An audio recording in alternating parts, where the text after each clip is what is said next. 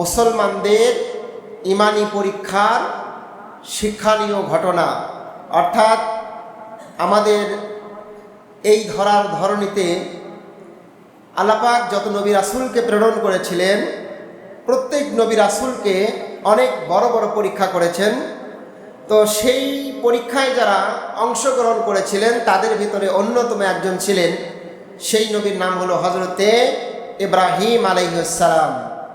আমরা ইব্রাহিম আলাইহিস সালামের নাম শুনেছি সবাই, আলহামদুলিল্লাহ। তো শুধু কি ইব্রাহিম আলাইহিস সালাম এবং নবীদেরই পরীক্ষা হয় না, আমাদেরও পরীক্ষা আছে, আমাদেরও পরীক্ষা আছে। এই যে আর 1 মাস 10 দিন পর মুসলমানদের চরম বিরাট একটি পরীক্ষা হবে। এই পরীক্ষায় কেউ পাশ করবে, কেউ ফেল করবে, সেটা হচ্ছে কুরবানির পরীক্ষা, কুরবানির পরীক্ষা। তো যাই হোক, আমরা আমাদের পরীক্ষার পর্ব আমরা সামনের সপ্তাহ থেকে শুরু করবো ইনশাল্লাহ। আজকের পরীক্ষা আমরা শুনবো ইব্রাহিম আলাইহিস সালামের বড় বড় 5টি পরীক্ষা সম্পর্কে আজকে আলোচনা শুনবো ইনশাআল্লাহ। আল্লাহ রাব্বুল আলামিন আমাদেরকে বলছেন, ওয়ালা নাবলুওয়ান্নাকুম বিশাইইম মিনাল খাউফি ওয়াল জুই ওয়া নাকসিম মিনাল আমওয়ালি ওয়াল আনফুসি ওয়াস সামারাতি ওয়া বাশশিরিস সাবিরিন। আল্লাহ পাক আমাদেরকে ঘোষণা করছেন, আমাদেরকে জানিয়ে দিচ্ছেন, হে পৃথিবীর মানুষ, তোমরা মনে রেখো আমি আল্লাহ অবশ্যই তোমাদেরকে পরীক্ষা করব। আল্লাহ পাক আমাদেরকে পরীক্ষা করবেন। কিরকম পরীক্ষা করবেন? মিনাল খাউফি, আল্লাহ পাক আমাদের ভয় দিয়ে পরীক্ষা করে। ওয়াল জুই, মাঝে মাঝে ক্ষুধা দিয়ে পরীক্ষা করে। ওয়া নাকসিম মিনাল আমওয়ালি ওয়াল আনফুস, সম্পদের ক্ষতি দিয়ে পরীক্ষা করে, জানের ক্ষতি দিয়ে পরীক্ষা করে। সন্তান নাই নাই নাই নাই একটা সন্তান হয়ে মারা যায়, এটা কি পরীক্ষা না? এটা পরীক্ষা, বিশাল পরীক্ষা। অনেক সম্পদের মালিক হয়েছে, হঠাৎ করে সেই সম্পদটা বিভিন্ন কারণে আপনার নষ্ট হয়ে যাচ্ছে, এগুলো হচ্ছে আল্লাহর পরীক্ষা, এগুলো আল্লাহর পরীক্ষা। আল্লাহ পাক বলছেন, অবশ্যই আমি তোমাদেরকে পরীক্ষা করব, ভয় দিয়ে, ক্ষুধা দিয়ে, সম্পদের ক্ষতি দিয়ে, জানের ক্ষতি দিয়ে। তবে মনে রেখো আমি আল্লাহ কিন্তু এই পরীক্ষাগুলো করব তোমাদেরকে সফলতা দেওয়ার জন্য। যখন এই সমস্যাগুলো আসবে, যদি তোমরা ধৈর্য ধারণ করে ওভারকাম করতে পারো, ধৈর্য নিতে পারো, মনে রেখো আমি আল্লাহ পাক রব্বুল আলামিন ধৈর্য ধারণকারীদের সঙ্গে থাকি, এবং যারা ধৈর্য ধারণ করে এই ধৈর্য ধারণকারীদের জন্য আমি আল্লাহ পাক পুরস্কারের ব্যবস্থা করে রেখে দিই। সুবহানাল্লাহ বলেন। সম্মানিত ভাইরা আমার, তার মানে বোঝা গেল যে আমাদেরও পরীক্ষা হবে, আল্লাহ পাক আমাদেরও পরীক্ষা নেন। তবে মনে রাখবেন, বিপদ, যার যত বড় বিপদ আল্লাহ পাক সেই ব্যক্তিকে তত বেশি ভালোবাসে। এই পৃথিবীতে যত নবী রাসূল এবং মানুষকে পরীক্ষা করা হয়েছে, সবচেয়ে কঠিনতম পরীক্ষা ছিল নবীদের। আল্লাহ রাসূল বলছেন, আসাদ্দুন নাস বালাআন আম্বিয়া, সবচেয়ে বড় পরীক্ষা নেওয়া হয়েছিল নবীদের। সুম্মাল আমসাল ফাল আমসাল, নবীদের পরে যারা ইমানের দিক দিয়ে বেশি, তাদের পরীক্ষা তার চেয়ে একটু ছোট, তার চেয়ে ইমান কম পরীক্ষা তার চেয়েও ছোট। অর্থাৎ আল্লাহ রাসূল অন্য জায়গায় বললেন, উবতুলিয়ার রাজুলু আলা হাসবে দীনিহি, আল্লাহ পাক মানুষের পরীক্ষা নেন তার দিন দিয়ে, অর্থাৎ তার ইমানের জোর কত বেশি, যার ইমানের পাওয়ার যত বেশি আল্লাহর কাছে তার পরীক্ষা তত বড়। সুবহানাল্লাহ বলেন। আর আপনি আমি মনে করি অমুকের বিপদ হয়েছে আর খালি মুস্কি হাসি দেই, মোসে তা দে আর বলি দেখ সামলা, এটা বলার সুযোগ নেই। মনে রাখবেন, আল্লাহ পাক ওই মানুষকে সবচেয়ে বড় বিপদে ফেলে, সবচেয়ে বড় পরীক্ষা নেই যে মানুষকে আল্লাহ পাক সবচেয়ে বেশি ভালোবাসে। আর বিপদ যার যত বড়, ইমানও তার তত বড়। সুবহানাল্লাহ বলে। আল্লাহ রাব্বুল আলামিন এরকম করে যুগে যুগে নবী রাসূলদের পরীক্ষা নিয়েছিল। ইব্রাহিম আলাইহিস সালামের সম্পর্কে আল্লাহ পাক বলছেন, ওয়া ইযিবতালা ইব্রাহিম রাব্বুহু বিকালিমাতিন ফাআতাম্মাহুন্না ক্বালা ইন্নী জাইলুকা লিন্নাসি ইমামা। আল্লাহ পাক বলেন, ওয়াইয ইবতালা ইব্রাহিম রাব্বুহু, যখন তোমার রব ইব্রাহিম আলাইহিস সালামকে পরীক্ষা করলো, আল্লাহ পাক ইব্রাহিম নবীর পরীক্ষা নিলেন। ইব্রাহিম নবীকে যখন আল্লাহ পাক পরীক্ষা করলেন, কালিমাতিন, অনেকগুলো বস্তু দ্বারা, অনেকগুলো বিষয় দ্বারা ইব্রাহিম নবীর পরীক্ষা নিলেন, কিন্তু ফলাফল দেখা গেল ফাআতাম্মাহুন্না, আল্লাহ পাক নবী ইব্রাহিমের যত পরীক্ষা নিয়েছে সব পরীক্ষা ইব্রাহিম নবী পাস। সুবহানাল্লাহ বলেন, সব পরীক্ষা ইব্রাহিম নবী পাস। আল্লাহ পাক বলছেন, আমি যখন ইব্রাহিম নবীকে পরীক্ষা নিলাম, পরীক্ষায় যখন ইব্রাহিম নবী পাস করলো, এই পাস করার কারণে আমি আল্লাহ পাক রব্বুল আলামিন ইব্রাহিম নবীর পুরস্কার স্বরূপ যেটা আমি তাকে দান করলাম, আল্লাহ পাক বলছেন, ইন্নী জাইলুকা লিন্নাসি ইমামা।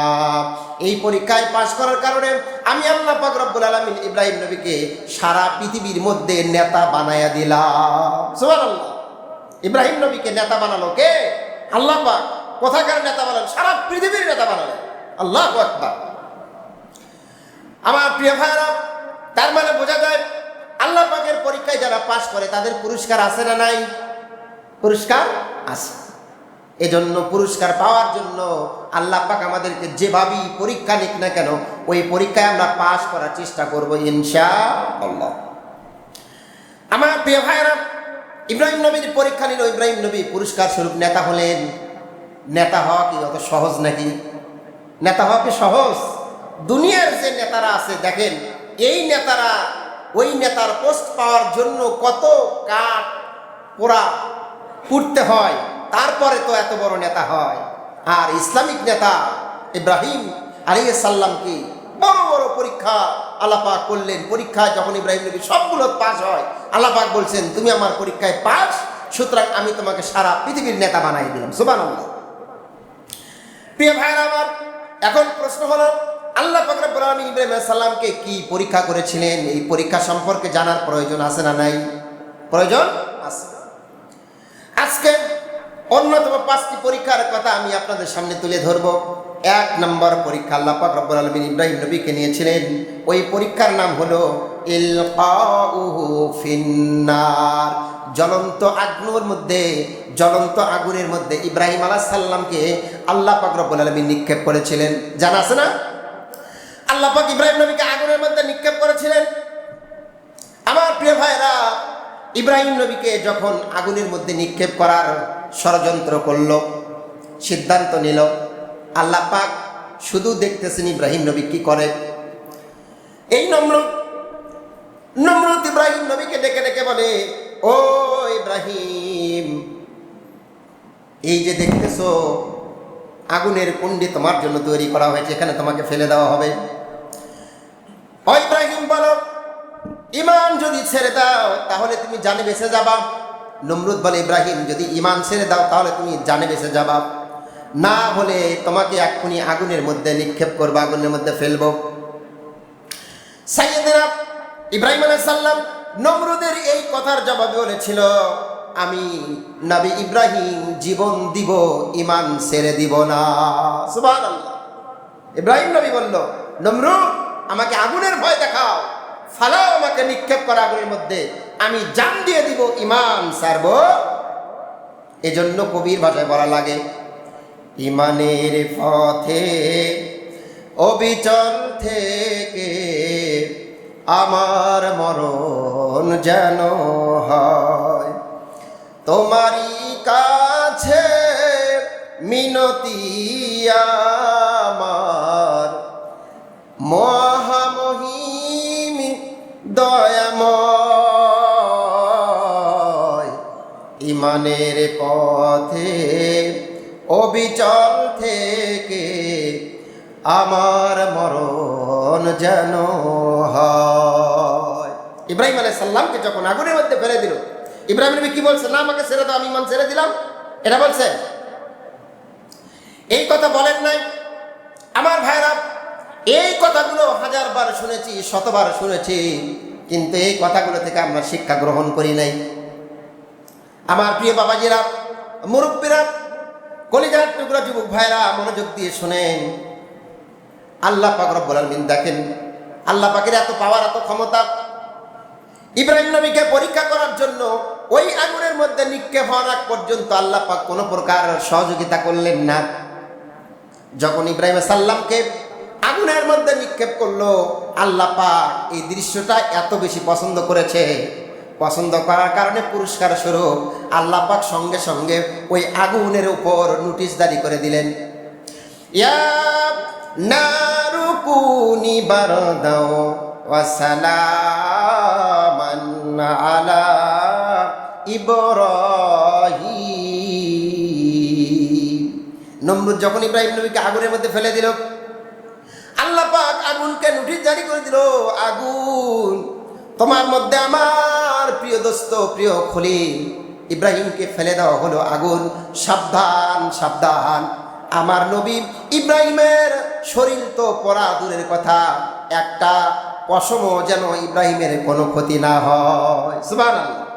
ইব্রাহিম নবীকে আগুনের মধ্যে ফেলে দেওয়া হয়েছিল, ইব্রাহিম নবীর কি একটা পশম আগুন কি পুড়তে পেরেছিল? কেন পড়ে নাই ভাই? কি জন্য পুড়ল না? কারণ ওই আগুন কথা শোনে কার? পানি কথা শোনে আল্লাহ, আগুন কথা শোনে আল্লাহর, কিন্তু আশরাফুল মাখলুকাত আদম সন্তান আল্লাহর কথা শোনে না। ইব্রাহিম নবীকে আগুনে ফেলে দেওয়া হলো, এই পরীক্ষায় ইব্রাহিম আলাইহিস সালাম পাশ করলেন। সুবহানাল্লাহ। আমরা সকলেই জানি এই আগুনের মধ্যে ইব্রাহিম নবী একাধারে 40 দিন ছিল। কয়দিন? 40 দিন। যে আগুনের মধ্যে 5টা মিনিট থাকা যায় না, যে আগুনের মধ্যে 1টা মিনিট থাকা যায় না, সে আগুনের মধ্যে 40 দিন থাকলো। নমরুদের বাহিনী মনে করেছিল মনে হয় ইব্রাহিম নবী পুরে শেষ, কিন্তু 40 দিন পর দেখা গেল ইব্রাহিম নবী হাস্যোজ্জ্বল চেহারায় আবার তার জাতির মধ্যে ফিরে আসলো। সুবহানাল্লাহ। তো কথা হলো, নবী ইব্রাহিমকে আগুনের মধ্যে ফালায় দিল, এই পরীক্ষায় ইব্রাহিম নবী ফেল হলো না পাস? এত বড় পরীক্ষা কি ভাই আমাদের মাঝে আসছে? আল্লাহ পাক কি আমাদের এত বড় পরীক্ষা নিয়েছে? নেন নাই। কেন নেন নাই? তার মানে বোঝা যায় আমাদের ইমানের মধ্যে এখনো দুর্বলতা আছে।